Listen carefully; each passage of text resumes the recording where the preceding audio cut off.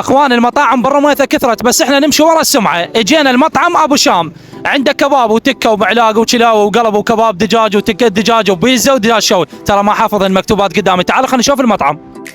طبعا هذا المطعم فتح جديد والناس تحكي لي عنه ويقولون كل المشاوي يمهم متوفره، بالاضافه لشغلهم المرتب والنظيف متوفره عندهم صاله تقدرون تاكلون يمهم. اجيت اجرب الاكل يمهم وانطيكم النتيجه. وبخصوص اللحم اللي يجيبونه كله ذبح عراقي باليد، وما احكي لكم عن التكه والكبده، وهاي النظافه والترتيب مثل ما تشوفون قدامكم. طبعا هنا بلشون مشاوي الكباب، انتظروا الفيديو للاخير راح يصدمكم الترتيب. وهسه هنا شوفوا لي الترتيب والتشكيله مال المشاوي. تعالوا خلينا نجرب الطعم سويه.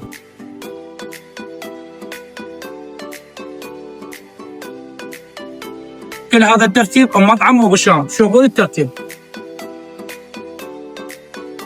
يعني واحد رميثة، وانصح الكل يجي هنا. اخوان عنوان مطعم ابو شام ابد ما يتضيع، الرميثة خلف الملعب القديم، اول ما تدخل بالسايدين على ايدك اليسرى، وعندهم توصيل مجاني. رقم المطعم اسفل الفيديو.